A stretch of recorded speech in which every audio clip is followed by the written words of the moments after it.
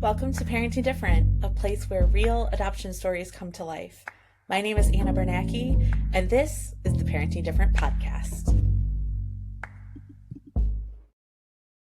Welcome to the Parenting Different podcast. My name is Anna Bernacki, and today we have with us a guest that I met on Instagram. Actually, this is our first time talking face-to-face, but I'm really excited. We've been friends for a while on Instagram. Melinda Martin, I'm very excited to have you here. You have such a beautiful home, and the warmth and the decorating that you do around Christmas time. I feel the coziness through the screen. So I can't even imagine what your house actually feels like. But I'm so excited to have you with us to talk about adoption and the holidays and how to navigate all of that with traditions and big feelings and all of the above. Introduce yourself to us and tell us a little bit about how you ended up in the adoption space. Hey, I'm super excited to be here. Christmas is obviously a great love of mine. I love making my house cozy for Christmas and the traditions and the cookies and all of the things. So I was very excited when you were like, come talk Christmas and adoption with me. Yes, I can do that. Um, we came to adoption. I actually was interested in adoption as a teenager. So it came on my radar as a teenager. I worked daycare, infant daycare, and at one of my jobs, the owner of the daycare was a guardian ad litem. And so Okay. I was introduced to the guardian ad litem program through her, and I was very intrigued. I had always kind of been interested in adoption as a, kid, young teenager. So I became introduced to the guardian program. I became a guardian ad litem. Oh, I okay. was ad litem for several years. And then we got married, and we were young, like 22, 23, and we encountered infertility problems as one does these days. And I had always been on the side of I am not interested in fertility treatments personally for me. Like, that's not an emotional road I could go down. And I had always wanted to adopt from being a teenager, and being in the system and working in the guardian program and just being a part of that already. I had already known that we wanted to foster. My husband was on board, and so we started the process just right out of the gate. And we became foster parents. And then our first placement was supposed to be temporary, as so many of them are. Yep. And it was a sibling set of three. We were only taking one child at a time. So we took the infant, and then the older boys, which were twins, went to another foster family in another county. So yeah, very long story short, we ended up adopting all three of them. Wow. So how long were they in, like, how long did you have just the one before So we had the our others moved daughter um, December. in? We met the boys at her first birthday party. So she turned one in September. And we actually went and picked them up and brought them to our home and just kind of hosted them for the day. And that was the first time we met them. And it was kind of, we never looked back. We made the Wow. decision that day to move forward if things, which they were expected to go that direction, if things did go that direction, Yeah. to take all three of them. So yeah, to take all three of them, we actually ended up having to move because the home I lived in was only a 2-bedroom home. And so we had to have a third bedroom to be able to take them permanently. I think that speaks volumes, and that's what these kids need, is somebody who's willing to go that extra mile and willing to make that commitment for them. That's huge. They do. These kids do need the family that's willing to go that extra mile.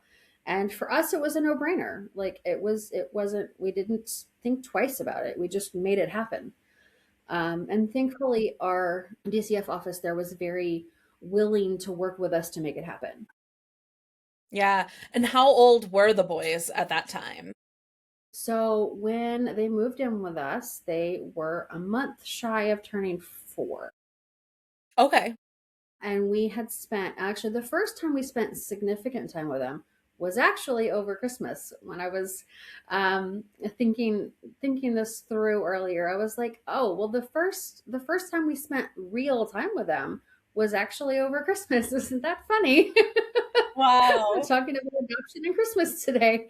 Yeah. And yeah, the case took a turn, and the judge made it happen. And our little 2-bedroom home, we got to keep them for 4 days. So we had all three of them together. It was wonderful. That's amazing. So then obviously you started right out the gate doing Christmas with all three of them. You first get your kids. How did you view Christmas? Like, what were some of the traditions you wanted? What were some of the things that you pictured and imagined? Because we all imagine our family, right? And what we We want and our do. goals. Right. And Yes. like a lot of us want to, like, recreate the things that we experienced for our kids. Yes. And so that's basically just what we want. We just wanted to bring them along with our family journey and our family traditions. At the time, we lived really close to all of our family, and so we That's amazing. spent a lot of time with family over the holidays. Like, we were this house, that house, this house, that house. So there was a lot of family time, and they got the best of both worlds, because in my family, when we open presents at Christmas, we do it one at a time, and everybody's like really appreciative, and like there's a whole like system. But at my husband's family, it's that Christmas morning chaos I love where everybody it. just gets a pile and they dig into the pile and papers literally flying everywhere. Oh my goodness. So it was really fun to see the difference in the traditions and for them to get all of those experiences. Yeah, for sure. So how did that I mean, you have new children. Obviously, they have a history of trauma. They are adjusting to your home, they're adjusting to new traditions, so much new. How did that impact those early years and your creation of those traditions? Did you have to kind of adjust? Did you have to talk to family members? Did you have to kind of guide conversations so crazy inappropriate things aren't said? Like, how did you navigate all of that? So thankfully, most of our family is amazing. And we fully acknowledge that we are very blessed in that. Most of our family is completely amazing. Like, our parents, no questions asked, just took them all in, That's amazing. immediately accepted, no problems, no questions. There was a lot of learning together, because even though I had been involved in the system and I had worked daycare and I had a lot of little kid experience. A lot. I was a nanny. I had a lot of little kid experience. But as a lot of foster and adoptive parents know, the training that you get, Oh, it's a joke. it it is a joke. You're not wrong. Yeah. Isaac's doing great stuff. Because the training we got, I don't know, we're looking at 18 years ago now. God almighty. 18 years ago now. It was a joke. It was a literal joke. And so we were kind of learning together with our kids and our family. And we did understand trauma. We did understand that they had obviously lost a lot. There was a lot of loss. There was a lot of big feelings that they didn't understand and we didn't understand. But we understood that they were having big feelings and that there was a lot of behaviors that come out of that. But there was a lot of learning together. Thankfully, we didn't have any extensive meltdown or dysregulations in most of our family get togethers. At my mom's house, it's a lot calmer. So, like, that was a lot easier to navigate. At my in law's house, Sure. there was a lot more chaos because they're a lot larger family. But they handled it well for the most part. Yes, sometimes we needed to step away. Sometimes we needed to take a minute. Sometimes we needed to leave early. But it was okay. Nobody judged us. It was okay. And Amazing. it is amazing, because I know a lot of families don't get that grace extended and that understanding. So we were very Yeah. blessed that in the actual celebration moments, it was mostly okay. Obviously, outside of that, we had to, navigate at home the dysregulation, the meltdown, the coming off of the celebration, the not being able to manage the energy. So there was a lot of learning how to help them navigate that in their own bodies. Yeah. And over the years, as I learned more and more about that brain nervous system body connection, we've been able to provide more physical supports, more toys, more fun ways to help the nervous system regulate, to be able to help themselves kind of work through that energy and be able to calm themselves down. It's been a Yeah, process. that makes It's been a process. yeah, it's such a learning curve, and especially because what works one day with one child will not work the next day with the same child, let alone Exactly, let alone their sibling. Yes. You have to have a toolbox of like 2,500 tools, and you hope that two of them might work some days. right. And in the heat of the moment, you got to remember all of them to find the one that's going to work that day. Yes, in the heat of the moment, it's the hardest time to remember. It's like, okay, I have to pull myself together so I can help them figure out how to pull themselves together. Yes.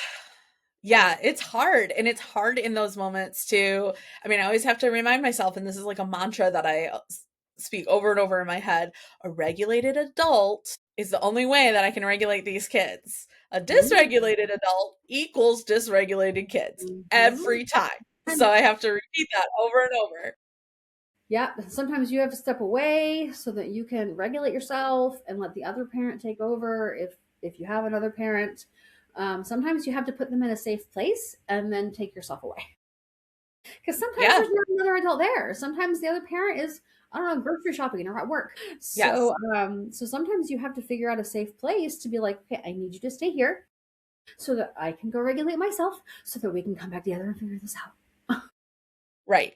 Yeah, for sure. And I think that is something that is hard because we want to fix it in the moment. Like we want to just Mm, fix it, yes, but we that can't. Sometimes we have to put it on pause so that we can fix it in a healthy way and not just screaming and not yelling escalate. until Yes, everybody's just done. And yeah. that's something my husband and I have had to work on through the years because we're fixers and we just want to get through it and fix it and be. Sometimes you just have to take a break.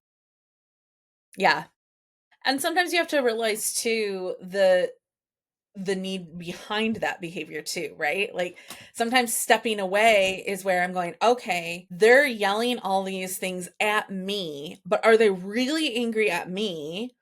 Right. Or are they overwhelmed with the situation? And this is a very inappropriate way to express Correct. it, but this is still that's why. Hmm. Like there's the why behind it. So then if we can get to the why, then we can correct the other behavior rather than just getting upset at the symptom. Yes, and getting to the why is a long and winding road. Yeah, because a It lot of gets times they don't very, understand it. they don't, especially when they're little. They have no idea. They have no idea what their body is feeling and why. And so, helping them put words to it. Honestly, we didn't find a good therapeutic network until we moved away. We moved Interesting. away. We went through some significant trauma after we moved away. But that significant trauma brought us to a network of amazing therapeutic services. It's been hard, but like seeing the difference, knowing what we could have experienced if we'd had a good supportive therapeutic network where we were. Like I look back and I go, wow, if we'd had half the support when they were 6 and 7 that we had when they were 13 and 14, 13 and 14 would have looked a lot different. Yeah. So, It's hard when you advocating have to go through something really dark to find that support. It's like was really you're hard. thankful for it, but also like, really? This is what it took? Yes, this is what it like. Why? Why?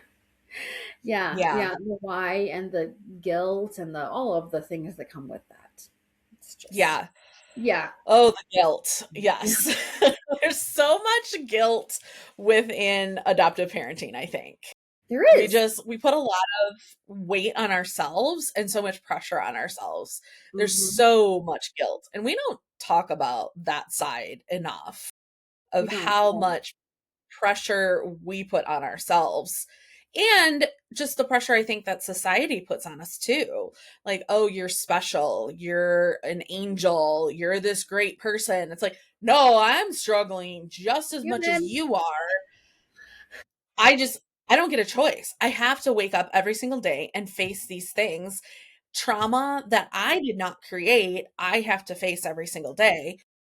And so I just do it because I have to. Nobody else is, and I'm the parent. Right. So And you I'm have not to do it at stronger. Christmas, I and have you to. have to do it at Easter, and you have to do it on a Tuesday in July. Yep.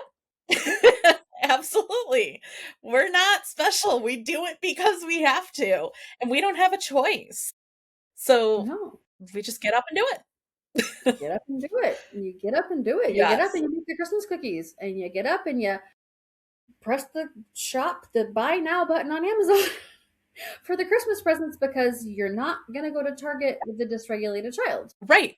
Absolutely. And I think that is just it, is we are adjusting, and sometimes we're making sacrifices. And I mean, Aldi Pickup and I are BFFs. And I know I'm paying a little bit more for that, right? Like, I know that it would be cheaper if I walked in, but it's not worth it. I have to make those sacrifices Mm-hmm. in one area so that I'm not putting children through something, or the rest of the Mm-hmm. store through something that is very, for whatever reason, it's traumatic for them because of the sensory overload, or they're just not in the mood, or Mm-hmm. for whatever reason it is. Mm-hmm. Yeah. So it's constantly making those adjustments and those sacrifices, and all parents do that for all Mm-hmm. children. Mm-hmm. I think ours are just a little more pronounced sometimes, that Mm-hmm. it's just a little more obvious why we're making Mm-hmm. those Yeah. choices. Yeah, yeah. I mean, I we do Walmart delivery, and so I pay a tip to my driver. But you know what that saves me? That saves me my nervous system, the dysregulation of going to Walmart and going grocery shopping. So that when my teenagers come home and they need me to be regulated, I didn't spend 2.5 hours at Walmart today getting dysregulated. Yes, and then it gives you the time that you can be spending with kids who might need more of that one-on-one time, or those therapies, or the laundry list of things that we have on our plates. But we're removing not only that dysregulation of Walmart, but also we're getting that time back. And I think that that is something, time especially with kids who have big behaviors and struggles, time is huge. Being able Time to is huge. invest in them and really connect with them is the Mm-hmm. difference between a good day and a bad day, honestly. Mm-hmm, mm-hmm. And what I'm doing when I would have been at Walmart is I'm home and I'm food prepping, I'm cooking, I'm baking, I'm doing things around the house that I don't have to do when they get home so that I can kind of focus and help them bring themselves back in the afternoon and then get their, family responsibilities taken care of, their chores done without having to worry about what are we having for dinner because dinner's already planned and probably prepped. Um, It makes such a big difference. I know you love to bake. Kind of like you said, you love to bake. it's in my You're DNA. doing a series on Instagram right now of your cookie of the day because they look amazing. But Thank what you. are some of the other traditions that you have, that you do either for your kids or with your kids? So Christmas cookies are a big thing and have always been a big thing. Growing up, we did the sugar cookies. They'll be out later this week. The cutout cookies that we decorate with the piping bags and the icing and the so that's always been one of like the big, when are we doing Christmas cookies, mommy? When are we doing Christmas cookies, Yeah. mommy? When are we doing Christmas cookies, mommy? So that's always been one of our biggest Christmas traditions. And sometimes we pull in friends and do them with friends and neighbors. So it can be a community event as well as just our Yeah. family tradition. Um, Christmas Eve, we do a some sort of food and then family movie. It's kind of changed iterations over the years. When they were little, we had a house that had a wood burning fireplace, which is my favorite. And so we would do s'mores in the fireplace while we watched a movie in the living room. So we would do s'mores in the living room and watch a movie. And then we would go and have, Christmas Eve dinner at my mom's house. Well, now we live 10 hours away from my mom, and she and my sister actually come and do Christmas with us. So Oh, now nice. we do a giant charcuterie table for Christmas Eve. That's our Christmas Eve meal, lunch and dinner. And then we eat our charcuterie in front of the TV watching a movie together. And so that's our current iteration of food and a family movie. But then also, when we moved away from Florida, our church does a Christmas Eve candlelight service, which is one of our favorite things. It is personally my new favorite tradition. And I was actually asking my older daughter this morning, when I was taking her to school, I was like, "So what's your like favorite Christmas tradition that we do?" And she was like, "The Christmas Eve service at church." And I was like, "Mine too." I love that. Oh, it gives me all the good Christmas feels. It really does. But we do Christmas Eve pajamas. So I give them new pajamas on Christmas Eve. And that's changed over the years. It used to be like a big box they would rip open with popcorn and cocoa mix.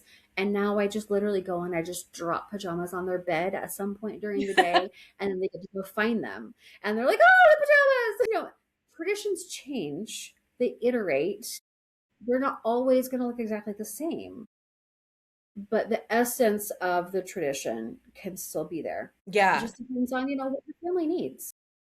I actually really like that because growing up, my family always had very strict traditions. I mean, we knew by the hour what we were doing, starting Wow. at like 5 p.m. on Christmas Eve Mm-hmm. through all the way through Christmas Day. Mm-hmm. And I mean, it was very scheduled. It was so predictable. And Mm-hmm. that just didn't work for our family Right. it just didn't. Mm-mm. And last Christmas actually was our first Christmas. We were like, my husband and I literally said, Christmas is no longer fun. It's not fun for us. It is not fun for the kids. It is not fun. So how can we change this? And we Exactly. stopped and we reevaluated everything. Mm-hmm. And we started all new stuff, and we still do a special breakfast, but it's a different special breakfast. Right. And we do it when we feel like it, and it's not at a specific time. And we do like even our Christmas dinner on it's different and but it works for our family. And I think that's so important to remember, especially coming from a family where it was like, no, we're not celebrating if we don't do X, Y, and Z. Right. And it felt like a betrayal in a certain way, but also it really wasn't because we had to There's adjust. a It wasn't freedom fun in for it. our Yeah, there wasn't any joy anymore in it. We were Right. forcing ourselves into this mold. And so Right. last Christmas, after I think it was that night, the kids went to bed and my brother had come as well. So my brother who grew up in the same home with the same strict, and we literally looked at each other and we were like, that was the best Christmas ever. There were no Yay. expectations, no nothing. Like we just did what we wanted when we wanted to. And we Mm-hmm. had good food and we hung out and we had a good time. And I Mm-hmm. think it's so important to not get so caught up in those Mm-hmm. traditions. And like you said, they can morph and evolve through Mm-hmm. the years to fit where your family is then. And it can Yes. still be a very special time together without having to fit into a mold. I was actually thinking last night, I'm like, okay, looking forward, it will probably have to change in the next few years. Like, everybody's not going to be under the same roof necessarily. There's not going to Yeah. be everybody together for that Christmas morning picture. So, like, the expectations, I'm trying to hold them loosely. It's a Yeah. learning process. Yeah, and I think that's okay. It's like you're already looking at that and then preparing yourself for the fact that it's going to change. And I think that's when it becomes problematic is when you're like, no, this is just how we do it. You Right. better When figure you it when out you're and fit not. into my mold. Right. You have to be flexible. And any family, but especially in a family with extended dynamics, like an adoptive family. Like you have to work harder to be more flexible. Yes. And I Things think change with even required. with yes, and I think even within a biological family, you have a lot of different personalities.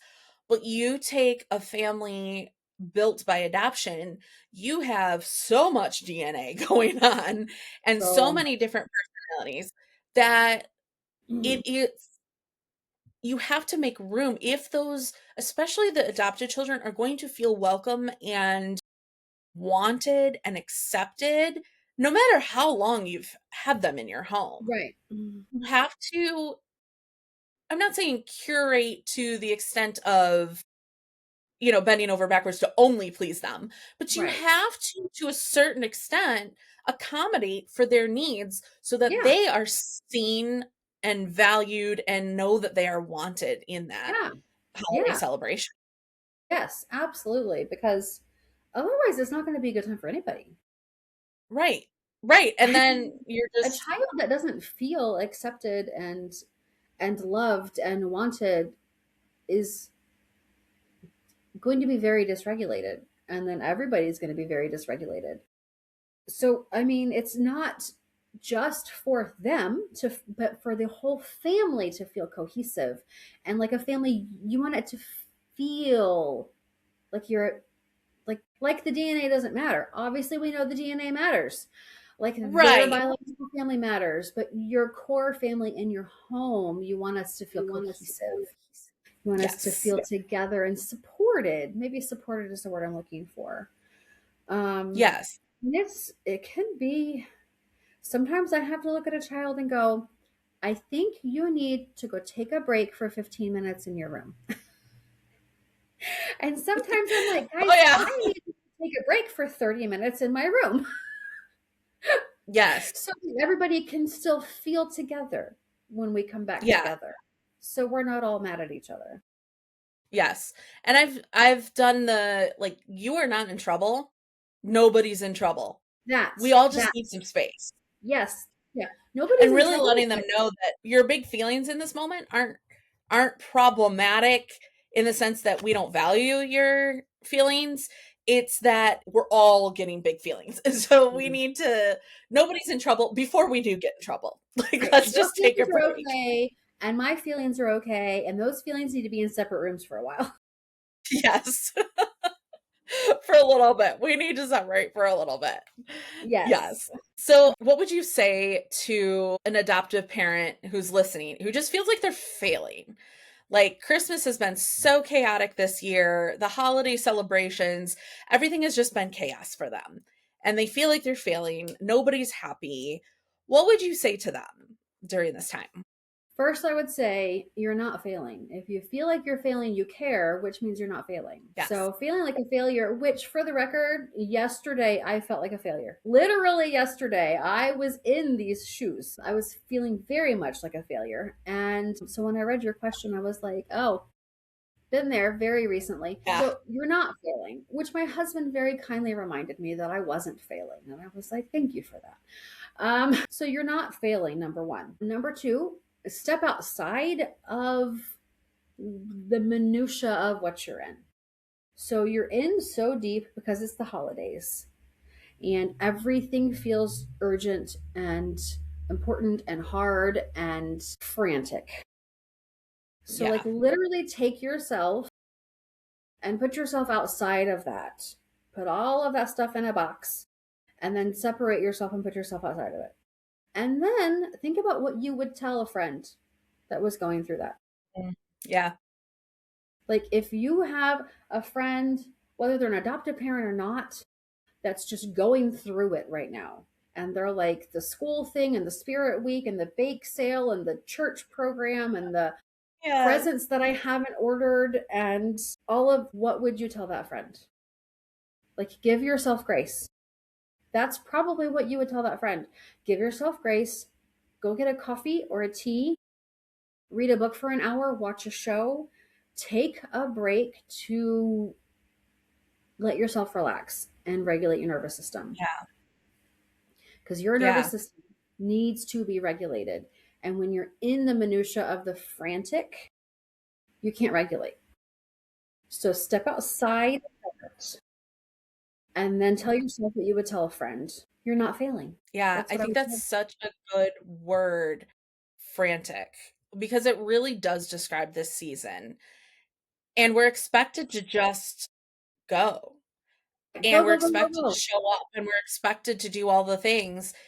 And we don't realize, like, no, this is not normal life. This is No, not no. how we normally function.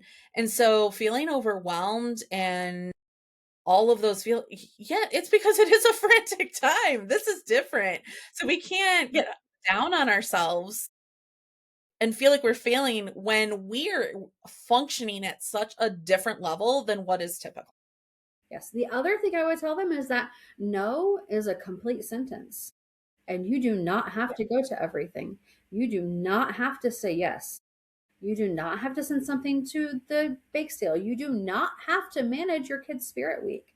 If your kid really wants to do spirit week, put it on them, post it on the fridge. If you want to do spirit week, there it is, figure it out. There's so many other things, even the different church events and the different like family things. It's okay to say no. It is. You It is don't okay. have to destroy those relationships with your kids Right. because it's just too much for everyone. Especially Sometimes, if you have kids that have sensory needs or have, like, they have people problems. Some of our kids yes, have people problems, and there is no way yes, they're getting up on that stage.